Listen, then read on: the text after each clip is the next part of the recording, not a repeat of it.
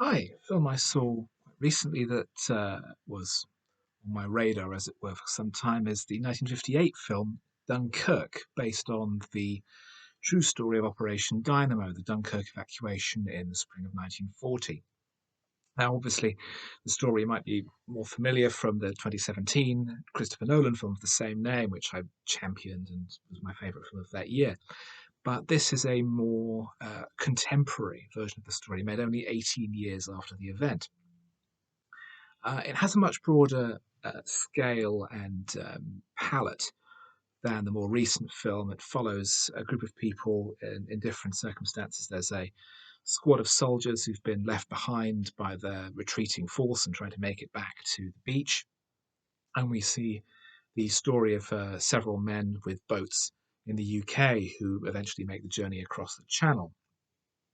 The squad of soldiers is led by a 50-year-old John Mills playing a corporal, clearly too old, while the two men on shore are Bernard Lee, more familiar as M in the original run of Bond films, and Richard Attenborough, with Lee's character being cynical and concerned that people aren't taking the war seriously during the phony war period, while Attenborough is determined to stay out of it altogether. He's established early on as being very much opposed to the propaganda efforts of William Joyce, the traitor broadcasting from Berlin, but at the same time, he doesn't really want to put himself in any jeopardy.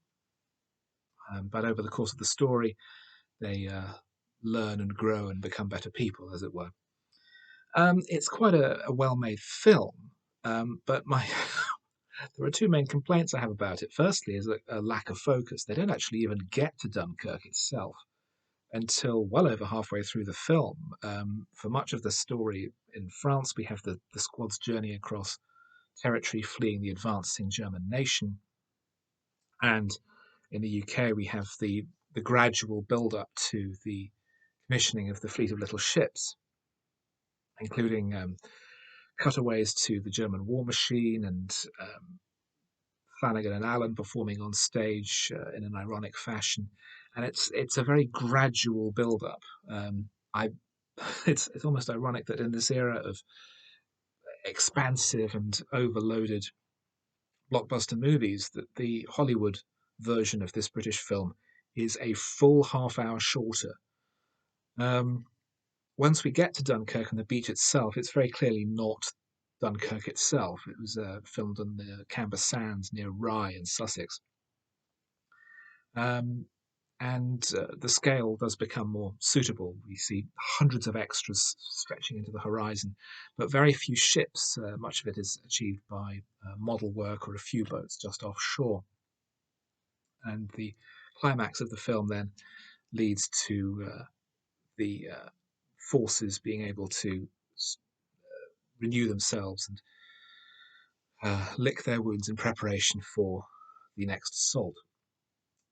But on top of the lack of focus, the other thing that upset me, well, not upset me, but irritated me, was the awkward tone. There is a jingoistic, upbeat tone to much of the film, as though the victory is a foregone conclusion, even though even in speeches at the time, it was said that the Dunkirk evacuation was no kind of victory. It was a deliverance, a miracle.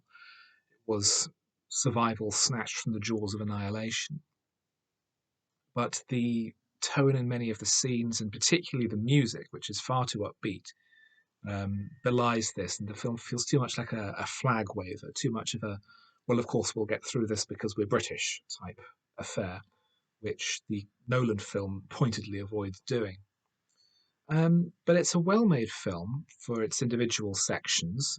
It's well acted. I thought Bernard Lee and Richard Attenborough were particularly good, although Mills is clearly miscast and far too old. But compared to the innovation and brilliance of Nolan's film, I think this is very much an also-ran and something of a historical document rather than something worth seeking out.